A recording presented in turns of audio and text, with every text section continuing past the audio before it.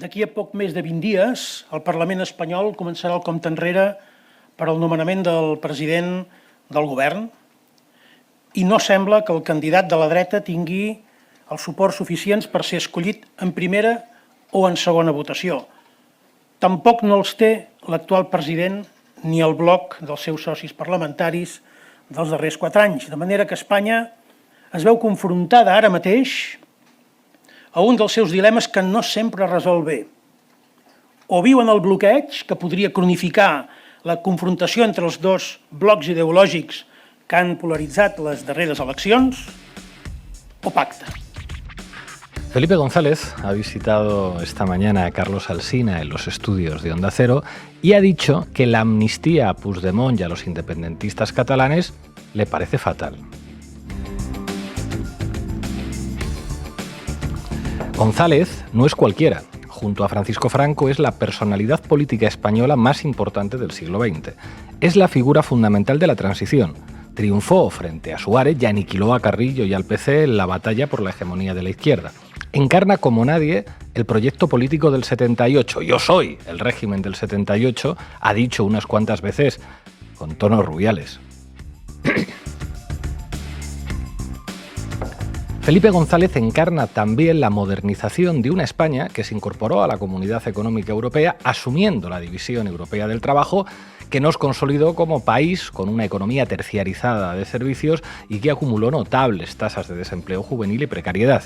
González representa además la confirmación de que España es un país tan de la OTAN como cualquier otro. Lo confirmó con una rectificación antológica. OTAN de entrada no, ¿se acuerdan? Aquello supuso, además, una nueva derrota de la izquierda. González ganó el referéndum a la izquierda gracias, entre otras cosas, a la ayuda de Radio Televisión Española, pero quizá con menos contundencia de lo que esperaba. Sin embargo, en cuanto volvieron a celebrarse elecciones generales, Felipe González logró una nueva mayoría absoluta.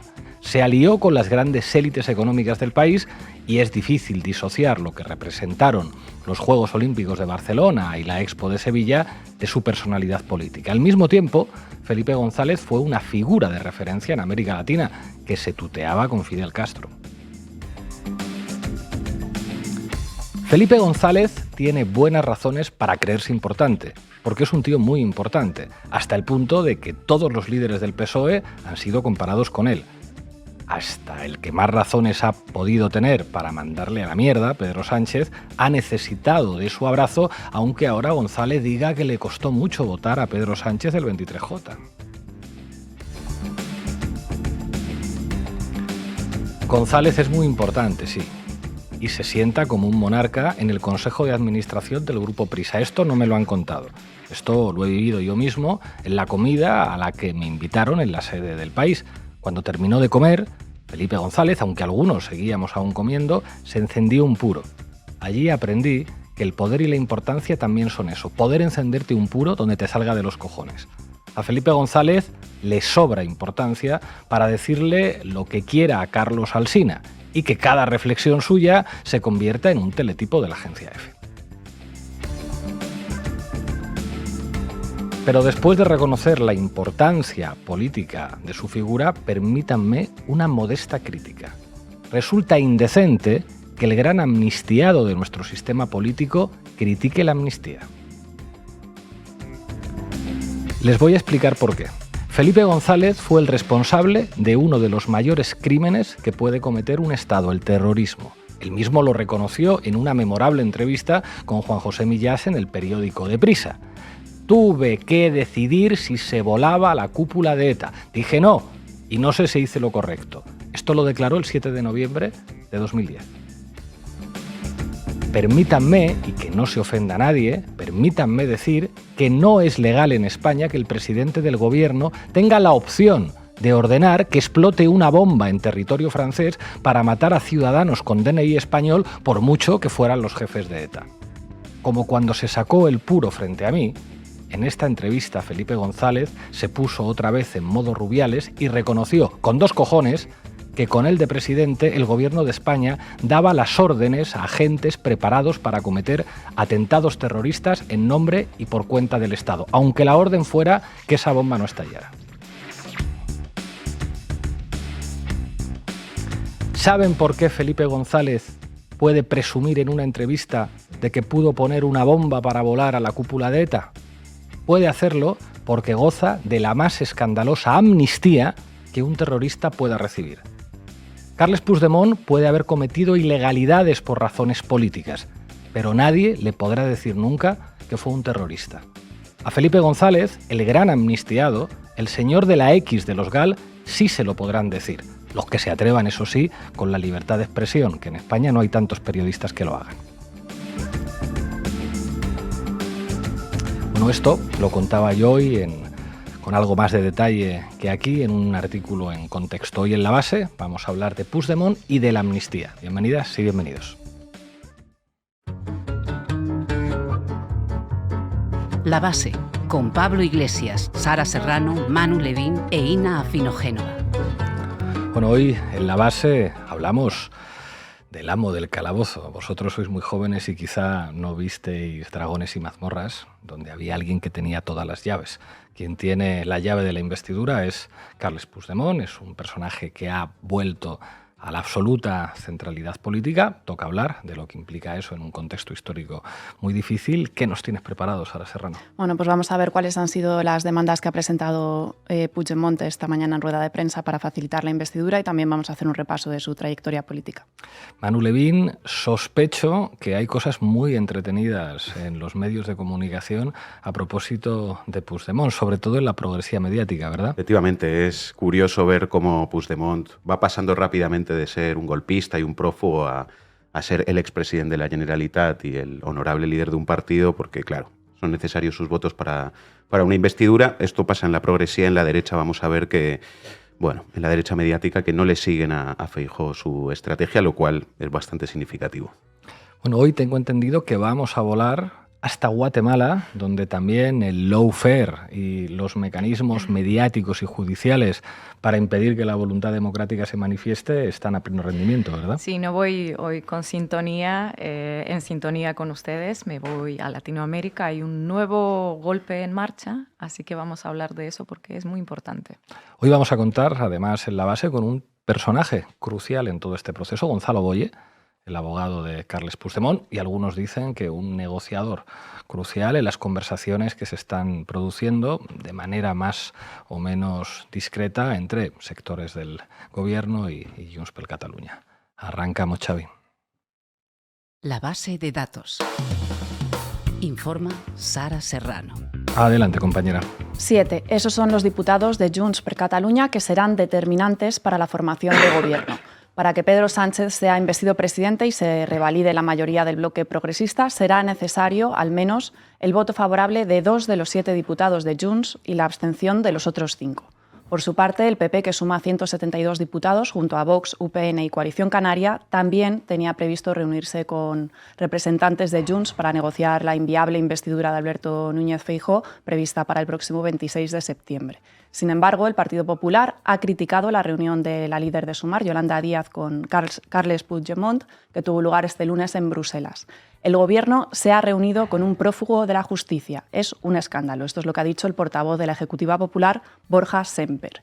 Bueno, finalmente, a última hora de la mañana, el PP ha rechazado la posibilidad de reunirse finalmente con Junts.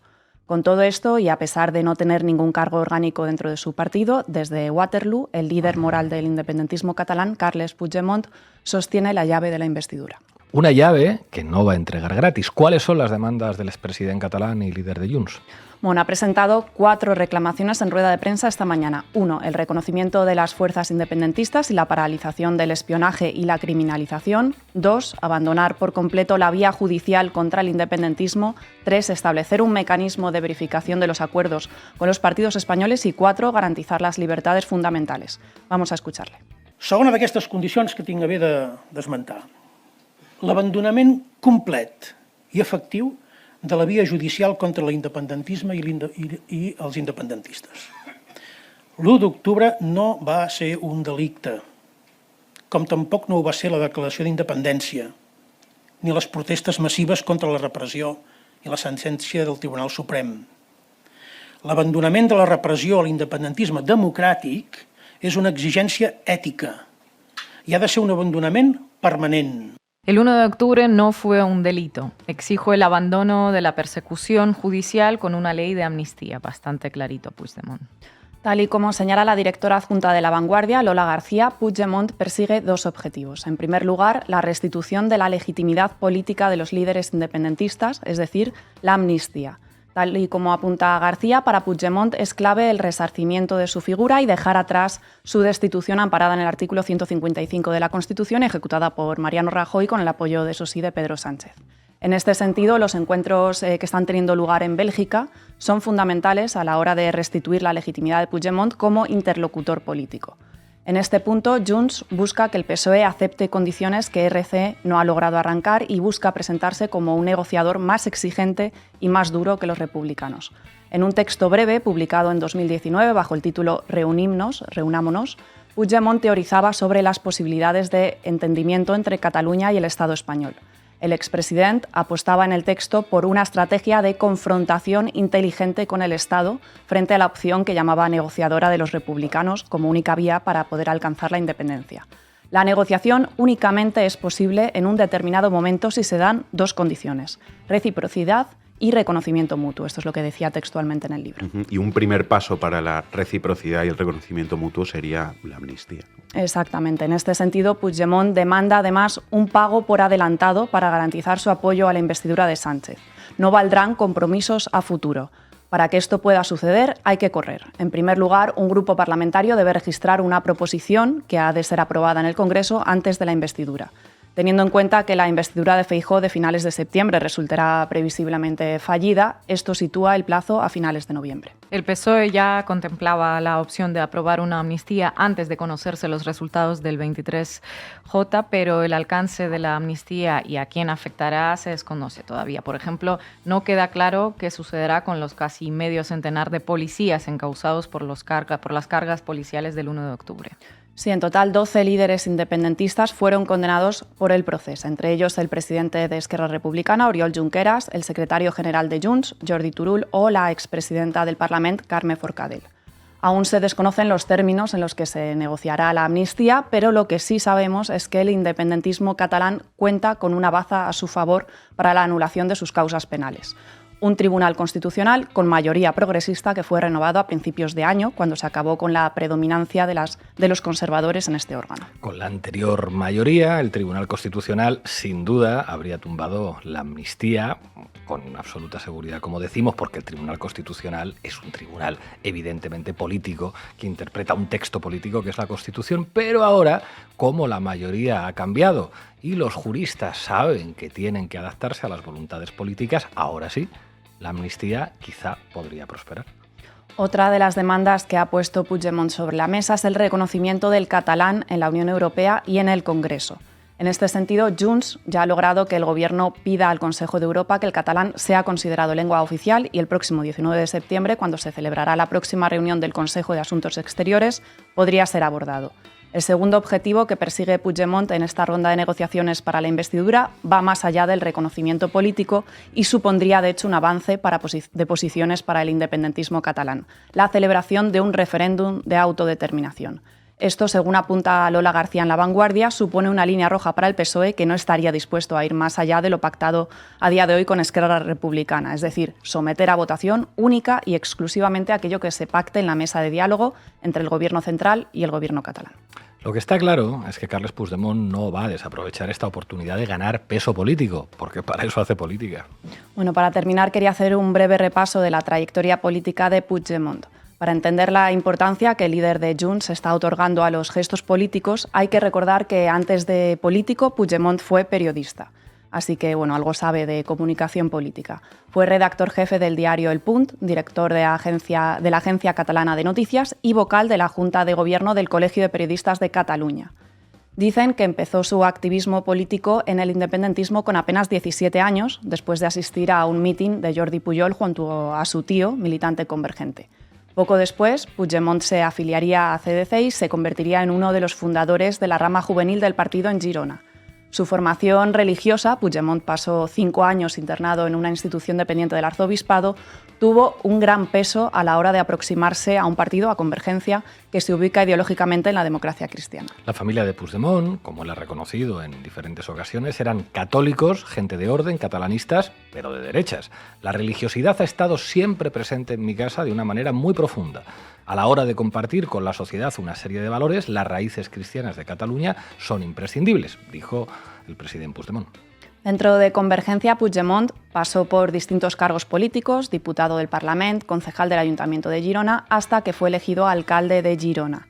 El 10 de enero de 2016, prácticamente por casualidad, fue investido presidente de la Generalitat gracias al acuerdo de su partido con la CUP para sacar a Artur Mas de la presidencia. Claro, de hecho Puigdemont en ese sentido es en cierto modo consecuencia de la caída, del hundimiento de su padre político que fue Artur Mas.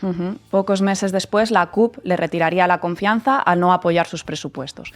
El resto de la historia es de sobra conocido. En diciembre de 2016 se convoca el Pacto Nacional por el Referéndum e intentó pactar los términos del mismo con el Gobierno central. El 1 de octubre de 2017 se celebró la consulta, Puigdemont hizo una declaración parcial de independencia, el Gobierno de Mariano Rajoy, en aplicación del artículo 155 de la Constitución, declaró el referéndum ilegal. Puigdemont fue cesado de la presidencia de la Generalitat y al día siguiente emprendió su camino a Bruselas para evitar ser procesado. Desde entonces acumula 6 años de exilio y persecución judicial. Y en ese periplo, al bueno de Xavi Domènech le acusaron de esconderlo en el maletero del taxi en el que viajaba. En fin, las cosas que hemos vivido en la provincia de España. Muchas gracias, Sara. A ti. Con Junts vamos a ver para decirles cuál es el proyecto de España, cuál es el proyecto de reformas para los españoles que tenemos y que quiere impulsar Feijóo en el supuesto de ser investido presidente del gobierno. Borja Semper, dispuesto a ser amigo de quien haga falta con tal de tener alguna posibilidad de que Feijóo saque adelante la investidura, pero no parece nada fácil. Manu Levin, ¿qué tal? Igual menos lo estaba hasta hoy, que ya creo que están viendo que desde la derecha mediática le pueden mover la silla a Feijóo como le pasó a Casado y están reculando, pero esto es lo que venían diciendo. Dale, Xavi. Titulares al banquillo. El análisis mediático de Manu Levin. Bueno, las matemáticas son tozudas, los resultados electorales del 23J, lo estaba contando Sara y lo sabe todo el mundo, han producido un escenario en el que la gobernabilidad de España, paradojas del destino, está en manos de Carles Puigdemont y ese hecho aritmético y político se nota claramente en los cambios que se están dando en el lenguaje de los medios de comunicación, en particular de los medios de la progresía mediática. Puigdemont, cuyos votos son imprescindibles para una investidura de cualquier candidato a la Moncloa, está pasando poco a poco en las páginas, platós y radios del universo mediático PSOE de ser un golpista y prófugo de la justicia que lideró un desafío ilegal al Estado a ser el molt honorable expresidente de la Generalitat y el líder de un partido y un grupo parlamentario con el que cabe negociar un gobierno.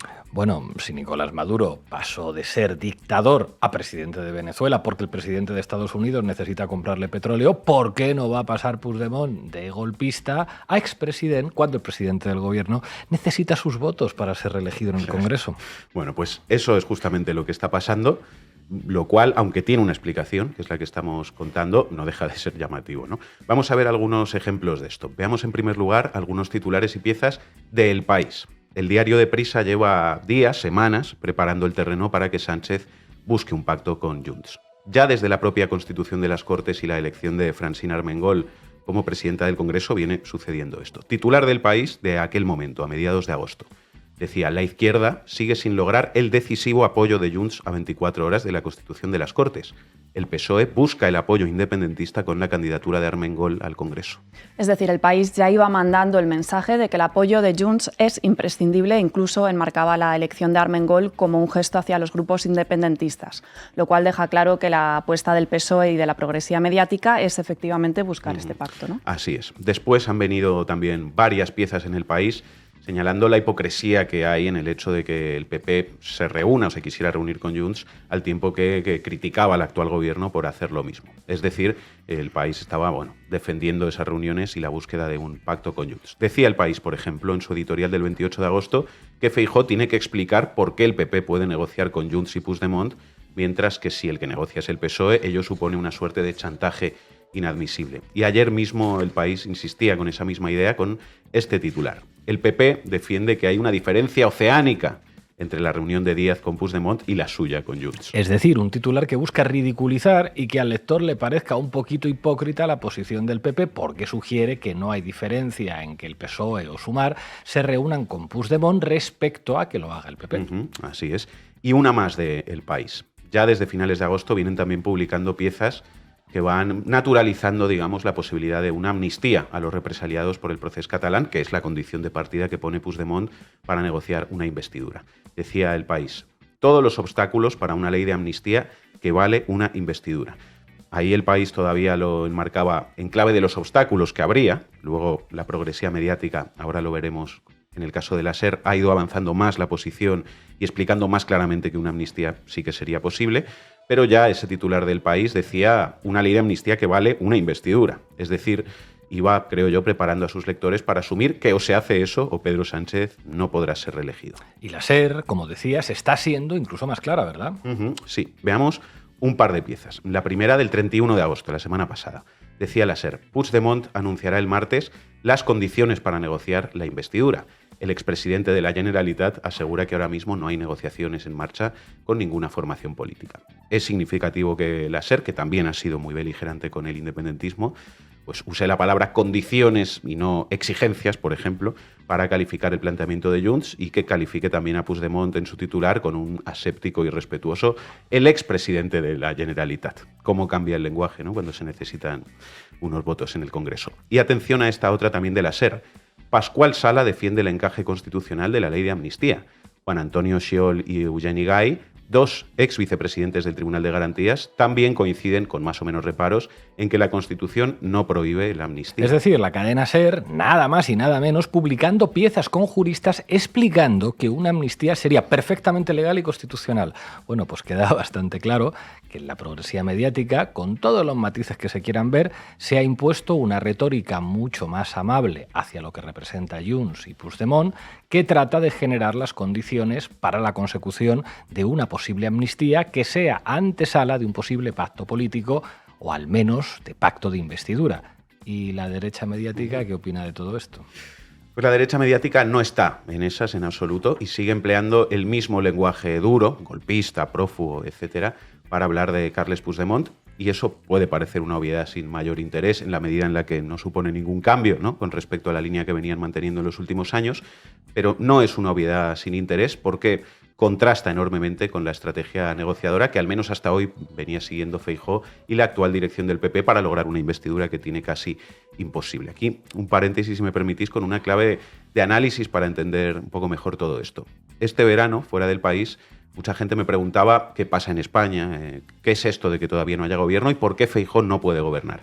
Y lo que yo trataba de explicar es lo siguiente, y es que en España, en realidad, hay una mayoría de derechas. Esto es importante tenerlo presente, porque si uno suma los escaños de PP, Vox, UPN, pero también del PNV, Junts, Coalición Canaria, es decir, de todos los grupos ideológicamente conservadores, las distintas derechas sí que tienen mayoría en el Congreso. El problema es que esas derechas no pueden pactar. El problema que tienen es que la ruptura entre la derecha española y las derechas catalana y vasca como resultado del proceso, como resultado, digamos, de la radicalización independentista de la derecha catalana, por un lado, y de la reacción nacionalista y la política de mano dura de la derecha española, por otro lado, pues han producido un escenario que sigue marcando la política estatal a día de hoy, por mucho que el proceso se haya terminado, y que imposibilita un entendimiento entre esas derechas, un entendimiento que antes del proceso siempre se produjo, porque las derechas catalana y vasca siempre pactaron y apoyaron a la derecha española cuando ésta no tenía mayoría absoluta. Es decir, la derecha española a día de hoy no puede pactar con las derechas vasca y catalana, pero el bloque progresista, sin embargo, sí puede, y puede intentarlo al menos, ¿no?, por muchos motivos, entre ellos haber mantenido una política y una retórica diferente a la de la derecha hacia Cataluña. Y ese es el factor definitivo que hace que Pedro Sánchez sí pueda intentar gobernar, veremos si lo consigue, pero puede intentar explorar un acuerdo con PNV, desde luego, pero también con Junts, que es lo que está sucediendo en este mismo momento, mientras que Feijóo, por el contrario, pues lo tiene casi imposible. Esto es algo que, en cierto modo, señalaba Estefanía Molina recientemente en El País, en una tribuna de hace unos días. Decía, Feijóo fantasea con Carles Puigdemont, y decía Estefanía Molina, el PP afronta una paradoja. Solo cuando las heridas del 1 de octubre se hayan cerrado podría ser Junts un socio potencial. Ahí está esta clave, ¿no? que es que mientras el entendimiento entre la derecha española con las derechas catalana y vasca no se recomponga, pues tienen muy difícil gobernar en el Estado, a no ser que el PP logrará comerse prácticamente todo el voto de Vox y rascar así unos escaños más gracias al sistema electoral, que parece ser la estrategia Ayuso y la que siguen también los medios de la derecha mediática. Pero la actual ventaja táctica del bloque progresista, definida por su capacidad de acordar con Junts y PNV, se ve también, y esto es un poco lo que quiero explicar, en los medios de comunicación. Hay condiciones mediáticas en la progresía para que el PSOE explore ese pacto, incluida la amnistía, lo estábamos viendo, mientras que no se dan esas condiciones, ni políticas ni tampoco mediáticas, en lo que respecta a la derecha. Y esto, como decías, Manu, contrasta con la estrategia de un Feijóo que, de forma un poco patética, hay que decirlo todo, sí estaría intentando el hombre cortejar a Junts, ¿no? Efectivamente, hoy han modulado un poco, pero esa es la estrategia que venía siguiendo Feijóo. Bueno, pues que es una estrategia, en cierto modo, de tratar de recomponer ese entendimiento entre las distintas derechas del Estado como condición para poder gobernar.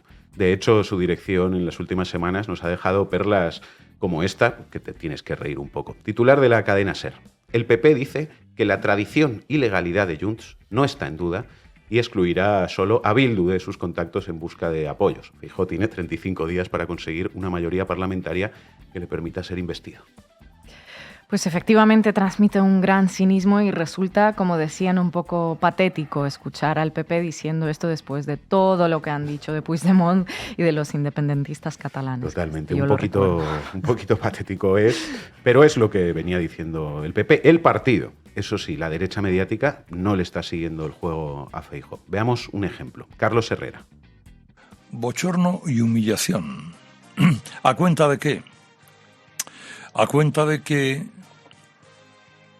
una vicepresidenta del Gobierno de España viaje a Bruselas a visitar a un fugado de la justicia española, responsable máximo de un golpe de Estado, de una actuación, líder de un golpe contra la democracia española, por el mero interés de captar sus votos para que una hipotética investidura vuelva a colocarla en el sitio a ella y al jefe de ella, que se ha hecho el sorprendido y el que no sabía nada, pero que si no la cesa quiere decir que estaba perfectamente de acuerdo en que ella fuera a visitar a Puigdemont. Es decir, Puigdemont hoy va a dar una rueda de prensa para comunicar en qué consiste el chantaje que le va a hacer al líder del PSOE para que el líder del PSOE sea investido nuevamente presidente. Chantaje que Pedro Sánchez está dispuesto a aceptar.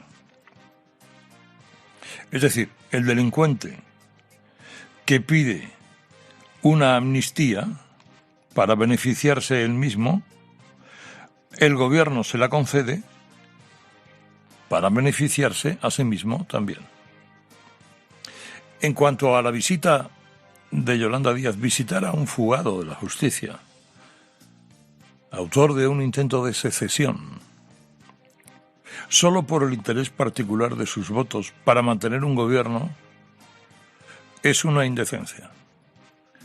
A la palabra bochorno, a la palabra humillación, también podemos añadir la palabra indecencia.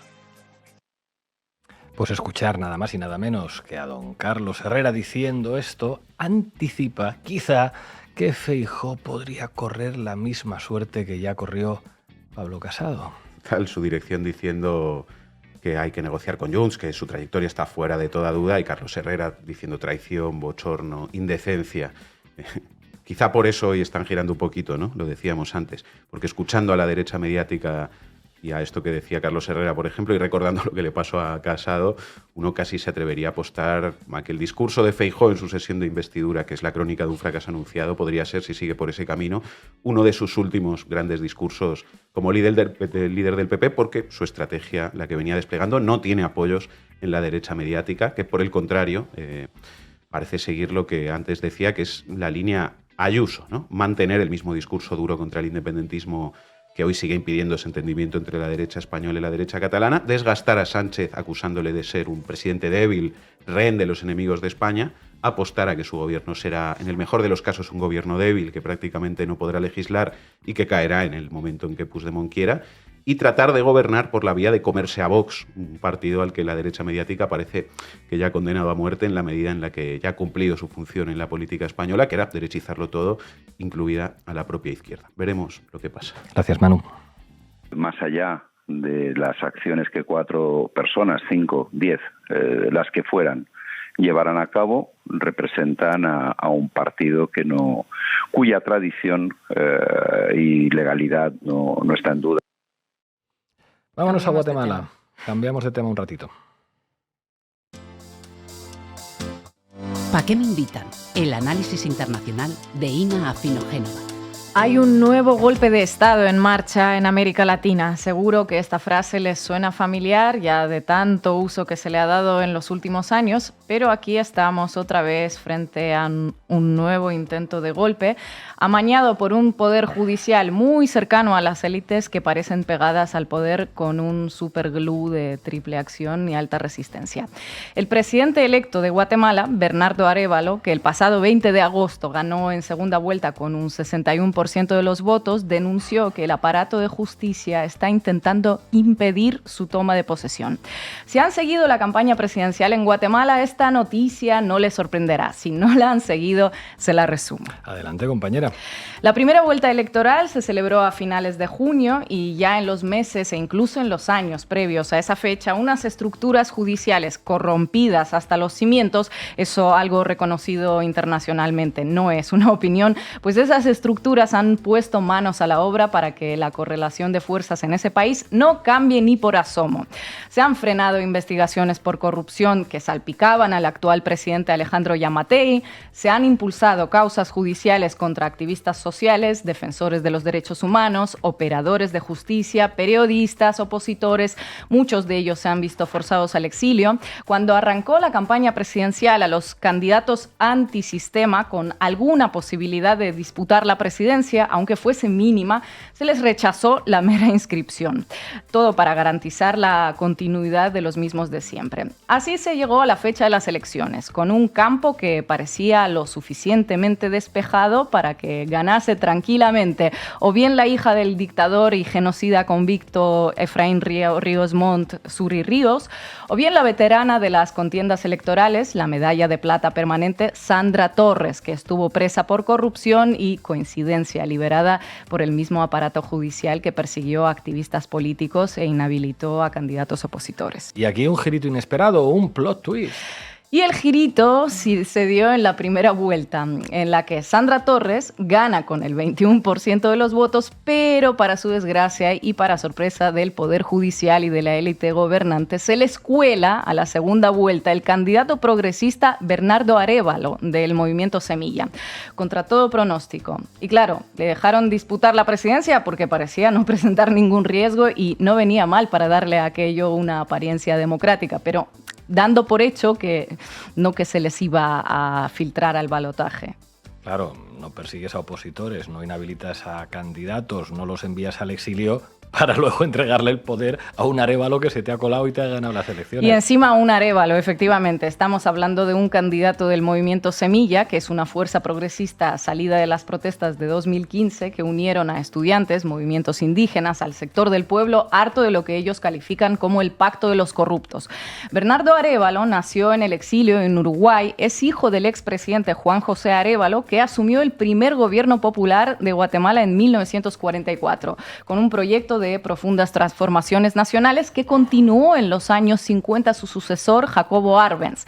El escritor guatemalteco Luis Cardosa y Aragón definió ese periodo como la primavera en el país de la eterna tiranía, que acabó en 1954, cuando la CIA forzó a Arbenz a renunciar, que esto también les sonará.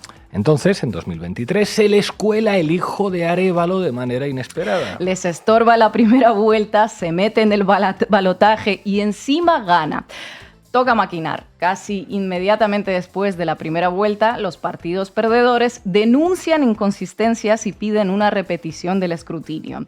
Como siempre, algo que solo puede demostrar que el sistema está más limpio incluso de lo que ellos mismos pensaban. Sirve para acusarlo de irregularidades porque pierden los que no estaba previsto que perdieran. Otro clásico que conocemos bien. Se suspende la oficialización de los resultados, se revisan los votos, todo bien, se confirma el balotaje. ¿Creéis que se acaba ahí la cosa? No, inmediatamente después un juez suspende al partido Semilla, supuestamente por haber utilizado firmas falsas durante su constitución. O sea, dejan a Arévalo sin partido, básicamente. Es decir, suspenden un partido después de inscribirlo para las presidenciales. Y dejarle participar. El Tribunal Supremo interrumpe la orden de suspensión, Arévalo va a la segunda vuelta, la gana. Ahí es cuando el Tribunal Supremo decide suspenderle el partido finalmente y el Congreso aprueba desconocer el movimiento Semilla. Y como dicen en los mapas, aquí es donde estamos en estos momentos. Aquí es donde estamos en estos momentos, aquí está usted ahora mismo, gracias a la justicia más justa de la República de Guatemala, ¿no?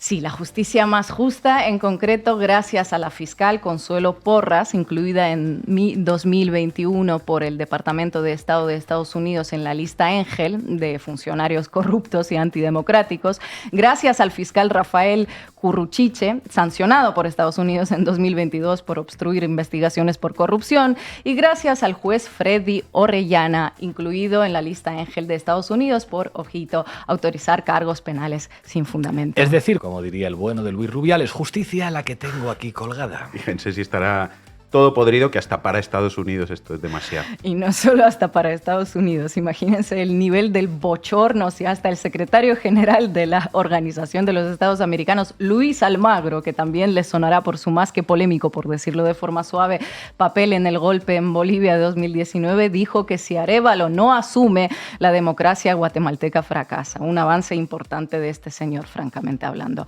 Así, en resumidas cuentas, están las cosas. Un capítulo más en la historia del vergonzoso desempeño del Poder Judicial en América Latina. Una vez más, la gente votando mal y las élites dispuestas a todo con tal de no aceptar ese mal voto, como diría algún que otro premio Nobel. No importa el país. Hoy es Guatemala, ayer fue Bolivia, anteayer Honduras y así. Es terrible que esté sucediendo, pero hay algo peor. Lo peor es que está tan normalizado que ni siquiera nos sorprende. Todos esperábamos que pudiera suceder y sabemos que va a seguir sucediendo. En Guatemala y en los alrededores. Nos sorprenderá en todo caso que Arévalo llegue a asumir el próximo 14 de enero, que es para cuando está prevista la toma de posesión. Y luego nos pondremos a ver cómo gobierna en esa coyuntura, el eterno día de la marmota. Y por supuesto los medios de comunicación y la prensa española, que dedicaron horas y horas de tertulias de televisión y ríos de tinta a hablarte de Venezuela, no te hablan de este escandaloso golpe de Estado en Guatemala, por lo que sea. Gracias, compañera. El Estado de Guatemala es un Estado corrompido, estamos gobernados por criminales, por delincuentes, es un Estado fallido. Urge fundar un Estado plurinacional, escribir una nueva constitución política donde los pueblos estemos representados. Hoy nos acompaña Gonzalo Boye, abogado de Carles Puigdemont. Gonzalo, muchísimas gracias por atender a La Base. Hola, buenas tardes. Gonzalo, ahora se vuelve a hablar de Carles Puigdemont en todas las televisiones, en todos los periódicos. Ha recibido la visita de la vicepresidenta segunda en funciones del gobierno, pero tú como abogado has vivido lo que ha representado la persecución mediática, pero también la persecución judicial. Háblanos de estos años de exilio, de lo que han representado para el expresidente. Bueno, yo creo que ha habido mucha frivolidad con el término exilio por parte de la prensa española y también del tratamiento que se le ha dado al presidente Puigdemont. O sea, pocas personas han sido denostadas y denigradas tanto y maltratadas mediáticamente como lo ha sido él y lo sigue siendo en gran medida en un sector importante de la prensa. Acabo de escuchar, ustedes han puesto a Carlos Herrera, que habla del delincuente, una persona que jamás ha sido enjuiciada. Hay un principio básico en democracia que se llama presunción de inocencia, pero es que además los tribunales europeos ya han dicho que los hechos del 1 de octubre no eran delictivos. Gonzalo, te quiero preguntar si te sorprenden los escenarios que se están dando.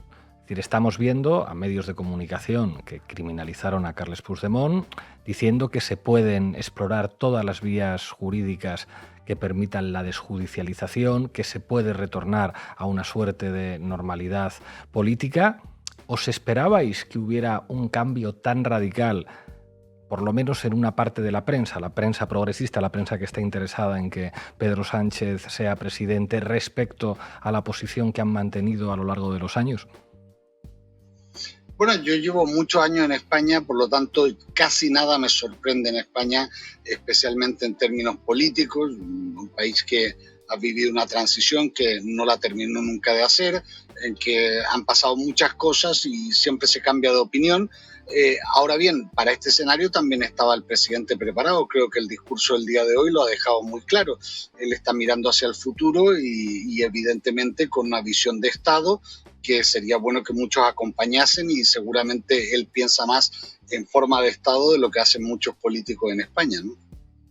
Pedro Sánchez dijo en su momento que era un compromiso personal para él traer a Puigdemont a España para que acabara en la cárcel. Ahora Pedro Sánchez necesita los votos que dependen del líder de Junts, que es Carles Puigdemont, para poder ser presidente del gobierno. Cabría pensar que lo lógico es que se los pida directamente y que se vea con el líder del partido político cuyos votos necesita.